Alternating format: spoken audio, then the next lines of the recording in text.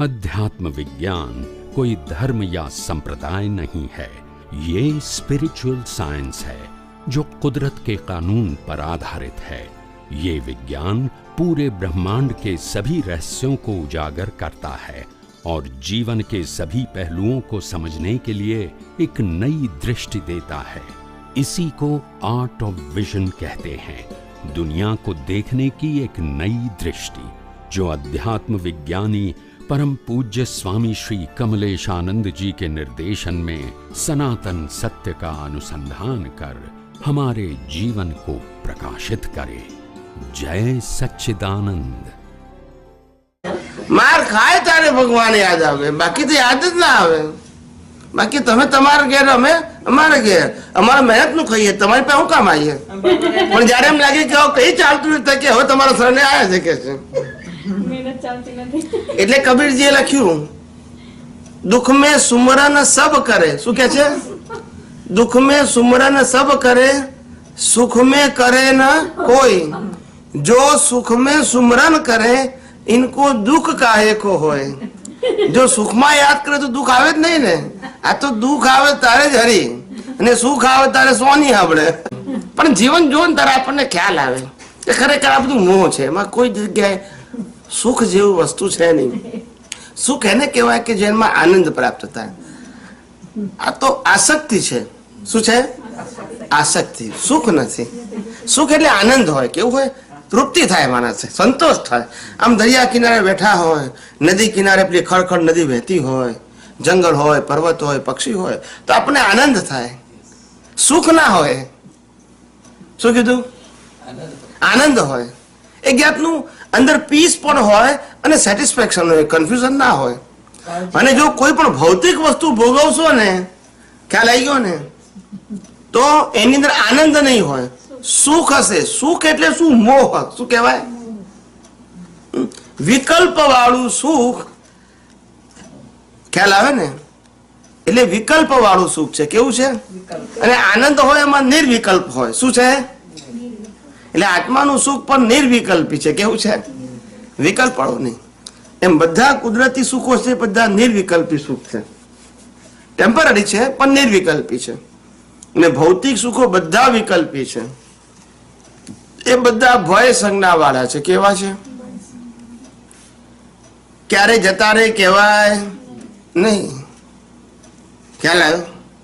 જેના જેના ઉપર રાગ કર્યો હોય ક્યારેક જતા રહે કહેવાય। પછી માણસ હોય કે વસ્તુ હોય, સમજાય? જતું રહે, હિસાબ પતે એટલે। હા, એટલે કેમ? કારણ કે મોહ છે ને। આનંદ ની અંદર આવવા જવાનું ના હોય। એટલે આત્માનો સાચો સ્વભાવ, ભલે આપણે સુખ કહીએ છીએ પણ એ આનંદ છે। કેવું છે? સતચિત આનંદ। સચિત સુખ નથી। સુખ શબ્દ વાપરીએ છીએ ખરા આપણે લૌકિક ભાષામાં, પણ એ આનંદ સ્વભાવ છે। એવું આ દુનિયાનું એક પણ પઝલ એવું ના હોય કે જેનું સોલ્યુશન સાયન્સમાં ના હોય। બધા જ ક્વેશ્ચનનું સોલ્યુશન છે।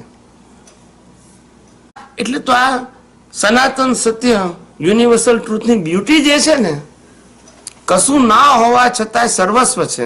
શું કીધું? ફિઝિકલ ફોર્મમાં કશું છે નહીં, બધું વિઝનના ફોર્મમાં છે। કેવું છે? તારે કેવળ જ્ઞાન શું છે? કેવળ જ્ઞાન શું છે? એ વિઝન જ છે। કેવળ દર્શન શું છે? વિઝન જ છે। એમાં કોઈ ફિઝિકલ ફોર્મ આવે? ઉચ્ચ દશામાં શું હોય? આ જ હોય।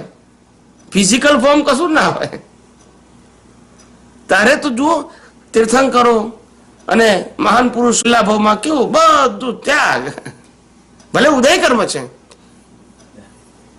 પણ એને આગલા અવતારમાં બીજ નાખ્યું તારે એવું આવ્યું ને કે આની કોઈ વેલ્યુ નથી, અને છતાંય પરમ સુખ અનુભવે। કેવું? એટલે પરમ સુખ મેળવવા માટે અથવા અનુભવવા માટે બાહ્ય સાધન, સંપત્તિ, સંબંધોની જરૂર નથી। એ પ્રૂવ થાય છે કે જેના આધારે બુદ્ધિ સુખ ખોળે છે, પાંચ ઇન્દ્રિયોના વિષયો, એની અંદર ક્યારે સનાતન સુખ હોઈ શકે નહીં। એ માન્યતાનું સુખ જ છે। કેવું છે? માન્યતાનું સુખ। અને માર ખાઈ ખાઈને માણસ ગરાય। કેવો છે? માર ખાધા વગર ઘડાય જ નહીં કોઈ દિવસ, કોઈ માણસ ના ઘડાય.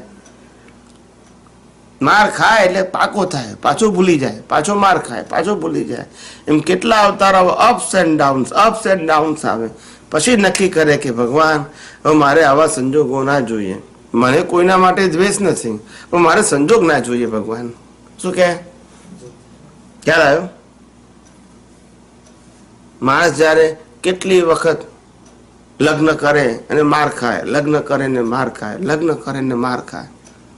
ખ્યાલ આવ્યો? પછી બહુ જ વખત જયારે આવું થાય પછી એને ખ્યાલ આવ્યો કે ભગવાન ખરેખર તો આમાં સુખ છે જ નહીં, આ મોને કારણે મને સુખ લાગે છે, માટે મારે જે સાચું સુખ જોઈએ છે એમાં મને આવા સંજોગો ભેગા ના થાય એવી હું પ્રાર્થના કરું છું. એમાં પતિ પત્ની માટે કે પત્ની પતિ માટે કોઈ નેગેટિવ વિચારતો નથી. આ સંજોગો જ સંસારલક્ષી છે. કેવા છે? સંસાર વધારનારા છે. એ એવો સાર કાઢે છે. એમાં વ્યક્તિ માટે રાગ દ્વેષ કરવાનો પ્રશ્ન નથી આવતો, વ્યક્તિ સારી ખરાબનો પ્રશ્ન જ નથી આવતો. મારી દ્રષ્ટિમાં ભૂલ છે કે આમાં સુખ છે, એ જ મારી બિલીફ ખોટી છે અને એનાથી હું માર ખાઉં છું. સમજાય છે? એટલે આ બધું જયારે જાણો ને ત્યારે ખ્યાલ આવે કે આ જ્ઞાનીઓને વૈરાગ્ય કેમ આવે છે કે એ લોકોનું બધું શૂન્ય લાગે. કેવું લાગે? શૂન્ય એટલે ત્યાગ નહીં, શૂન્ય એટલે હિસાબ સ્વરૂપ, આનંદ સ્વરૂપ ના લાગે. શું ના લાગે? હિસાબ સ્વરૂપ લાગે. કેવું લાગે?